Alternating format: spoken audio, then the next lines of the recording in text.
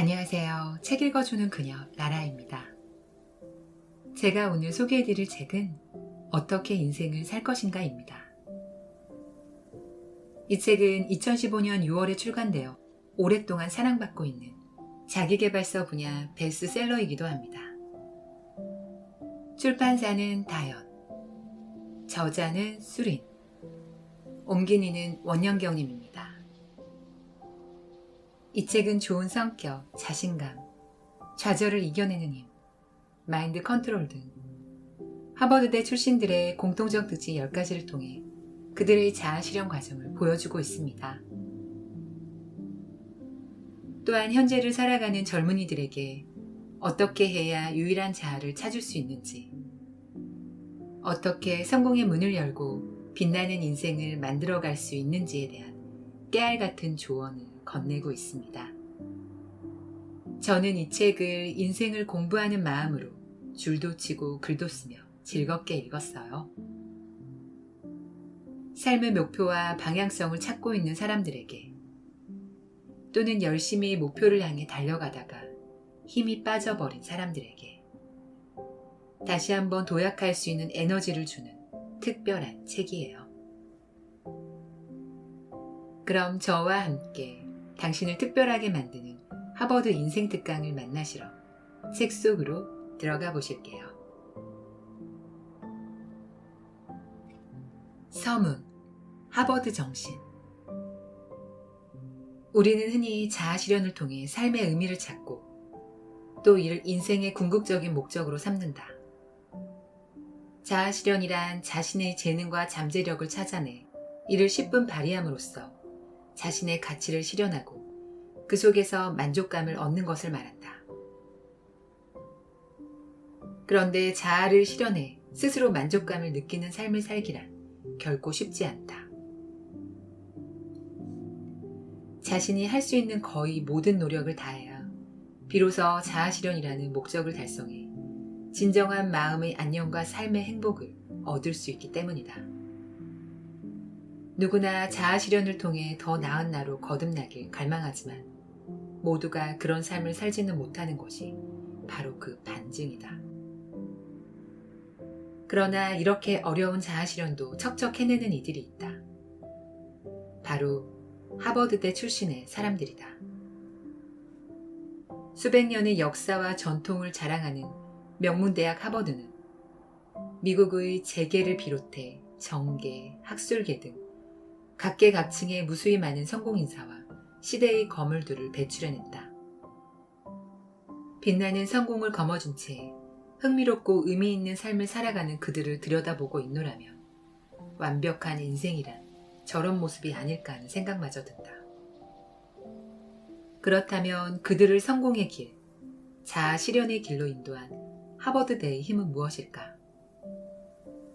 하버드대가 명실상부한 인재 양성소로 거듭날 수 있었던 이유는 무엇일까?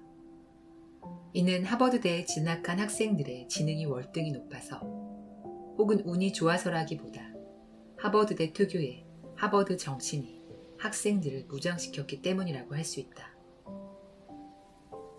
즉, 하버드대 재학생들은 하버드 정신의 영향을 받아 독립적인 사고로 내가 누구인지를 들여다보고 자아를 개발한다. 또한 그들은 어려움에 쉽게 굴복하지 않고 자기 자신을 통제해 온전한 나로 거듭날 수 있도록 온 마음을 다해 노력함으로써 자아를 완성해 나아가려고 한다.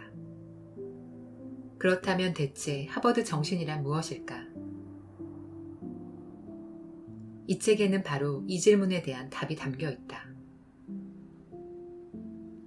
많은 독자가 성공 인사의 반열에 오르고 자신만의 멋진 인생을 만들어가길 바라는 마음을 담아 눈에 쏙쏙 들어오는 내용들로 엮어낸 이 책은 하버드대 교수들의 수업 내용과 하버드대 출신 엘리트들의 성공 사례를 총망라했다.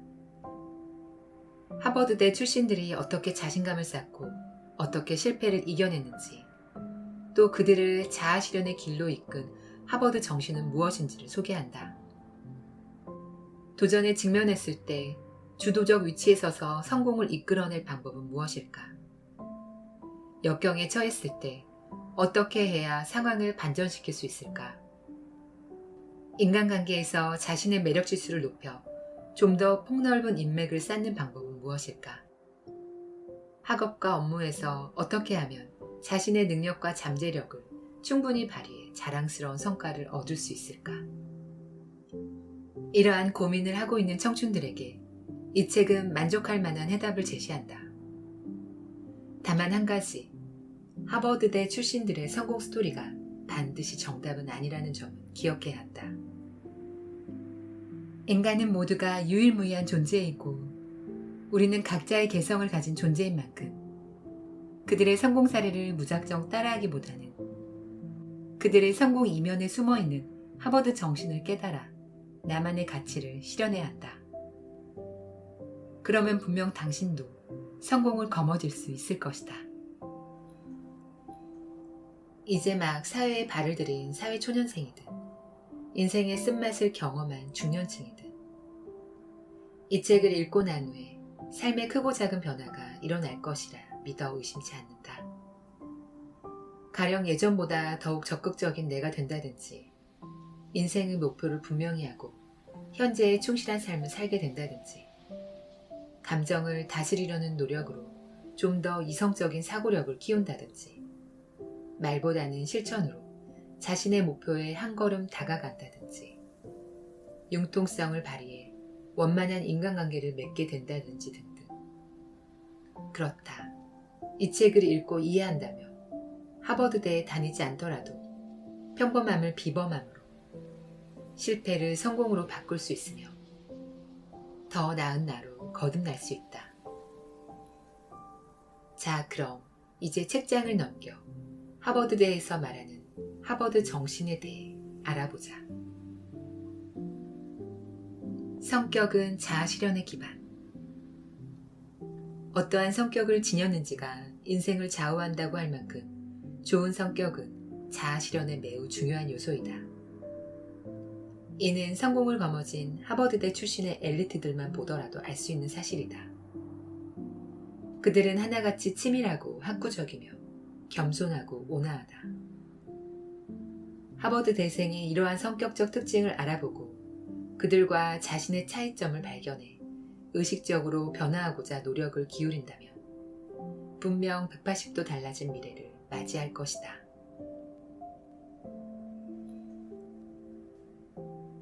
나는 할 수 있다. 나폴레옹, 저는 당신처럼 성공하고 싶습니다. 그런데 과연 제가 그럴 수 있을까요? 부디 제게 힘과 희망을 주세요. 당신은 성공하지 못할 겁니다. 자신에 대한 믿음이 그리 부족해서야 어떻게 성공할 수 있겠습니까? 아, 옳은 말씀입니다. 절대 불가능하다고 말하지 마십시오. 내 사전에 불가능은 없습니다. 불가능은 바보들의 단어일 뿐입니다. 포기하지 않는 한, 끊임없이 도전하는 한, 상황은 얼마든지 바꿀 수 있습니다. 스타도 명망가도 성공인사도 아닌 지극히 평범한 당신. 하지만 사람은 누구나 하버드대 출신의 엘리트들처럼 반짝반짝 빛나며 다른 사람의 이목을 집중시킬 능력과 기회를 지니고 있다. 물론 당신도 예외는 아니다. 이 말을 듣고 당신은 본능적으로 이렇게 반문할지도 모르겠다. 말도 안 돼. 난 못해요. 난 가방끈도 짧고 능력도 없는걸요. 그렇게 자신감 넘치고 능력도 있고 그야말로 못하는 게 없는 사람들이랑 제가 어떻게 같을 수 있겠어요. 하지만 명심하라. 난 못해라는 말을 입 밖으로 내뱉는 순간 당신은 정말로 아무것도 할 수 없게 된다는 사실을. 왜냐? 잠재의식의 힘이 작용하기 때문이다. 자신이 할 수 있다고 생각하면 적극성이 생겨 어떤 일을 성공적으로 이끌 가능성이 커지지만 못한다고 미리 단정하면 소극적으로 되어 좋은 결과를 낼 수 없다. 자신의 지난 날을 되돌아보라. 잘해낼 수 있다고 자신했던 일들은 대체로 좋은 결과를 낸 반면 못할 거라고 생각했던 일들은 정말 자신의 생각대로 되지 않았는가? 하버드대 교수들은 학생들이 입학한 첫날부터 자신감은 일종의 삶의 태도로 불가능을 없애준다는 믿음을 심어주기 위해 노력한다. 확실히 자신감은 우리에게 필요한 물건을 가져다 주지는 않지만 어떻게 얻을지는 알려준다. 할 수 있다고 믿으면 반드시 해낼 수 있다. 끊임없는 자기 암시는 설령 그 암시가 사실이 아니라고 해도 이를 믿게 만들어 자신 안에 숨어있는 힘을 이끌어낸다. 하버드대 MBA 석사 스티븐 코비가 지적한 것처럼 말이다. 사람들은 성공하길 바라며 저마다 성공의 비결을 찾아 헤맨다. 하지만 그 비결이란 어쩌면 우리가 생각하는 것보다 훨씬 간단할지도 모른다. 올림픽 챔피언, 기업 CEO, 우주비행사, 정부 지도자와 같은 성공인사와 다른 사람들 사이에는 명확한 경계선이 있기 때문이다. 나는 이를 성공의 언저리라고 부른다. 이는 특수한 환경이나 높은 지능을 지닌 결과도 우수 교육이나 월등한 재능의 산물도 아니다. 물론 시기 탓은 더더욱 아니다. 성공한 인사가 되는 열쇠는 바로 나는 나를 믿어. 나는 내가 좋아. 내가 제일 능력 있어 라고 생각하는 태도이다. 존 커디스는 오스트레일리아의 장애인이다. 콜라캔만한 몸집에서 선천적으로 심각한 장애를 안고 태어난 그는 척추 아랫부분의 발육 불가로 24시간을 넘기지 못할 거라는 진단을 받았다. 의사는 그의 아버지에게 마음의 준비를 하라고 했지만 그는 예상외로 일주일을 버텼고 한 달, 1년을 넘기더니 10년을 넘게 살았다. 그리고 17세 때 그는 어쩔 수 없이 다리 제거 수술을 받고 두 손에 기대 보행하는 반쪽 인간이 되었다. 존의 인생은 고통과 치욕으로 가득했다. 학창시절 주변의 많은 아이가 그를 괴물이라며 손가락질했고 심지어 어떤 아이는 그의 책상 주변에 압정을 잔뜩 뿌려놓기도 했다. 고등학교를 졸업하고 사회에 진출하고자 일자리를 찾아 나섰을 때에도 그는 수차례 거절을 당했다.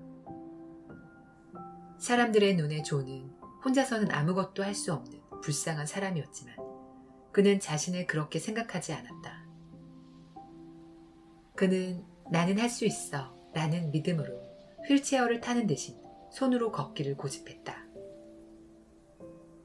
한 걸음 이동할 때마다 뼈에 사무치는 아픔이 느껴졌고 그의 손은 항상 찔리고 긁힌 상처로 피가 마를 날이 없었다. 훗날 그는 먼 길을 이동할 수 있도록 스케이트보드 타는 법을 배웠고 운전면허도 땄다.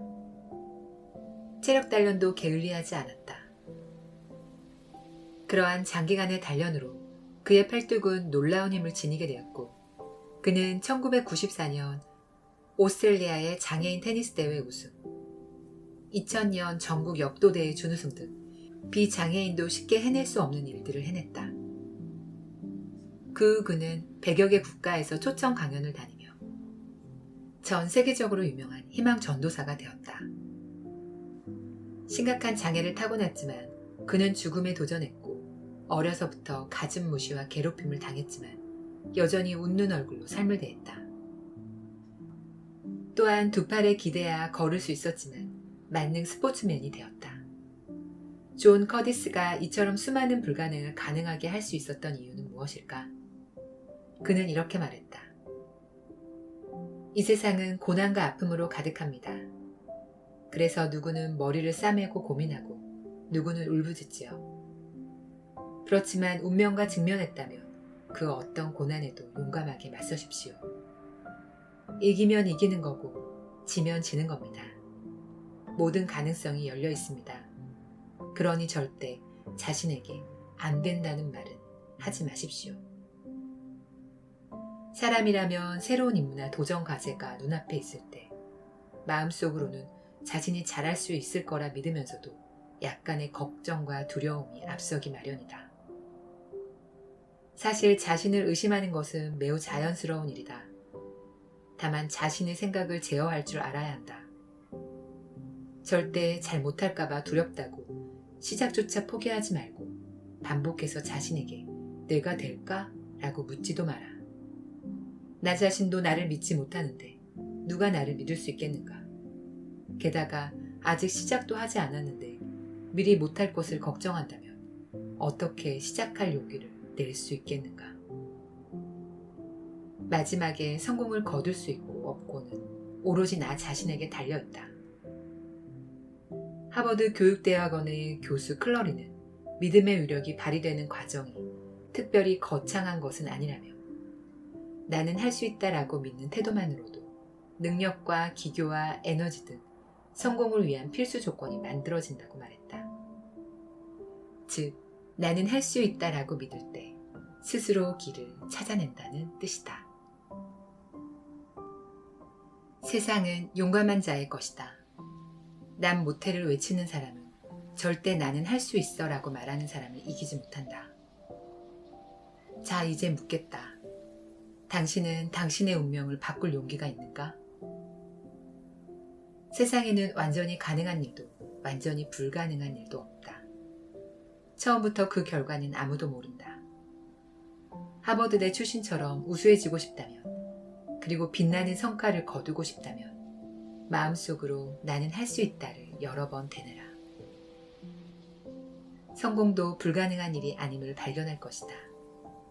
이것이 바로 자신감의 힘이다. 좌절 속에서 이루어지는 변화. 실패는 일시적인 것뿐일 뿐, 한 번의 실패가 영원한 실패를 뜻하지 않는다. 좌절이 자아의 형성과 성장, 그리고 자아 실현의 자양분이 되기 때문이다. 사람은 누구나 실패할 수 있다. 그러나 절대 실패에 무릎 꿇어서는 안 된다. 많은 하버드대 출신이 인생의 의미를 찾는데 성공한 이유는 실패를 이겨내는 방법을 알았기 때문이다. 모래가 될 것인가, 진주가 될 것인가. 고난이 닥쳤을 때 우리에게는 두 가지의 선택지가 주어진다. 하나는 능동적으로 맞서는 것, 다른 하나는 수동적으로 받아들이는 것이다. 프랑스의 사상가 로맹 롤랑은 고난에 능동적으로 맞서 다음과 같은 결론을 도출했다. 안개가 자욱한 새벽이 꼭 흐린 낮을 예고하지는 않는다. 거듭되는 상처는 삶이 우리에게 주는 가장 좋은 선물이다. 상처는 곧 우리가 한 걸음 나아갔다는 표시이기 때문이다.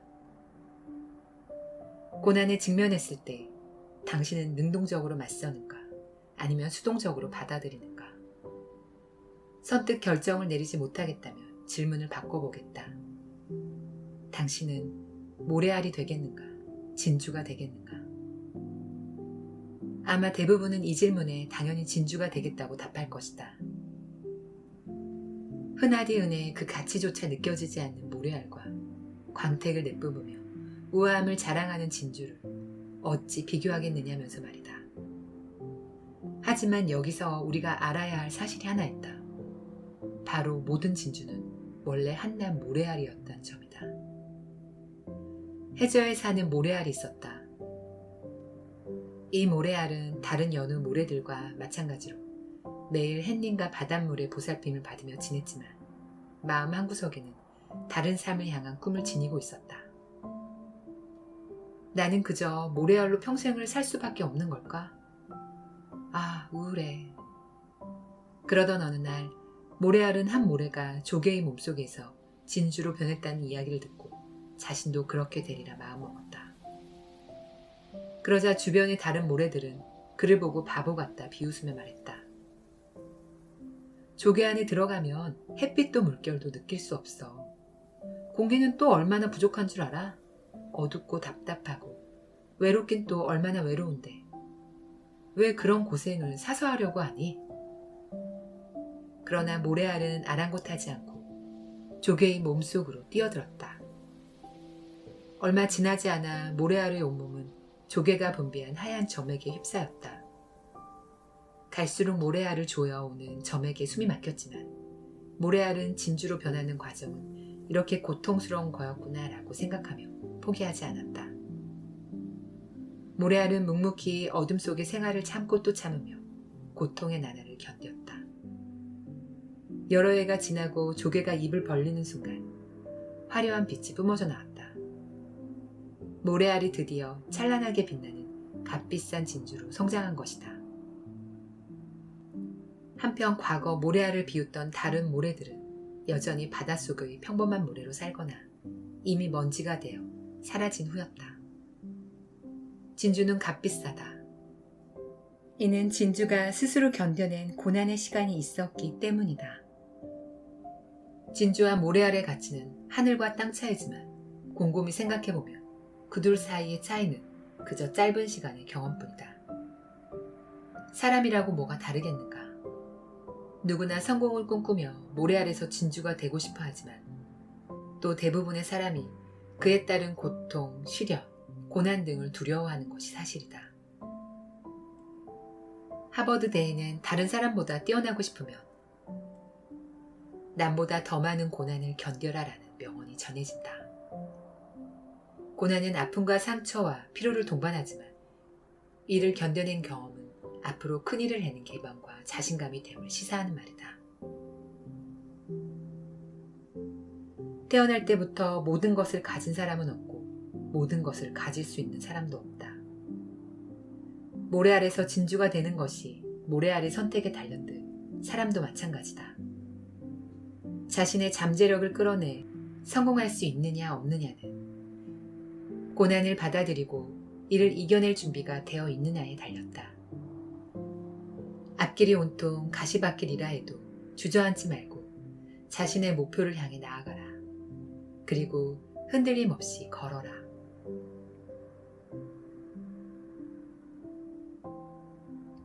리즈 머리는 불우한 가정에서 자랐다.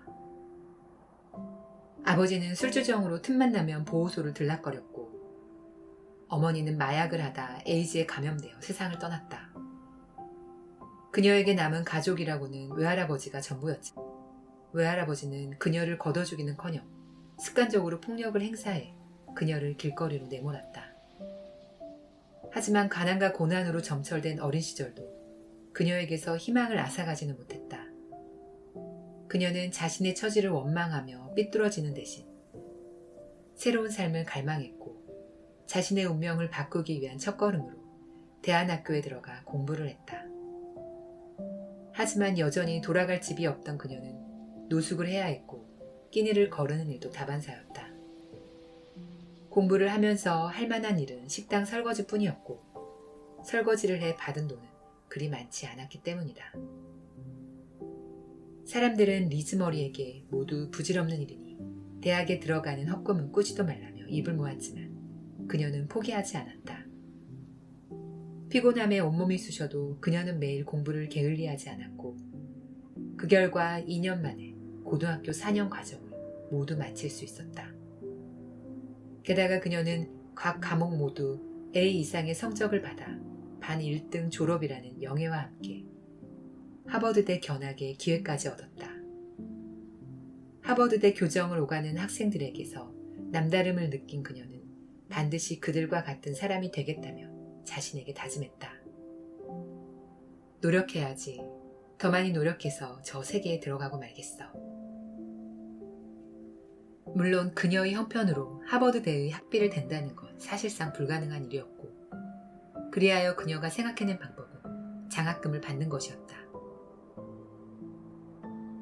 그날부터 모든 장학금 정보를 뒤져 뉴욕타임스에서 전액 장학금을 지원하고 있다는 사실을 발견한 그녀는 면접 때 입고 갈 옷 한 벌이 없어 친구에게 빌린 외투로 겨우 격식을 차려 면접을 볼 수 있었다. 몸에 맞지 않는 옷을 입어 어딘가 엉성해 보이는 모습이었지만 그녀의 진심 어린 이야기는 면접관들의 마음을 움직이기에 충분했다. 그렇게 리즈는 $12,000의 장학금을 받아 하버드대에 입학할 기회를 쟁취했고 자신의 운명을 180도 바꿔놓았다. 빈곤과 각종 역경을 딛고 강한 의지력으로 인생을 바꾼 리즈 머리의 이야기는 귀리에서 하버드까지라는 책으로도 출간되었고 라이프타임 텔레비전에 의해 노숙자에서 하버드까지 리즈 머리의 이야기라는 영화로도 제작되었다. 되는 일이 없어 괴로울 때 삶이 불공평하다고 느껴질 때 리즈머리의 삶을 떠올려보라. 그토록 불행했던 그녀도 당당히 고난에 맞서 자신의 운명을 바꾸었는데 당신이라고 물러설 이유가 뭐 있겠는가. 명심하라. 뛰어난 내가 되고 싶다면 고난을 견뎌야 한다. 그러니 있는 힘껏 고통을 소화해 자신을 업그레이드하라.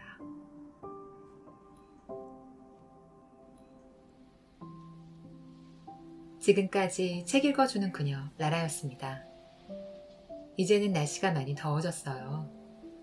폭염 피해 없게 건강 조심하시고요. 구독과 좋아요는 저에게 큰 힘 되는 거 아시죠? 저는 항상 여러분을 응원합니다. 사랑합니다.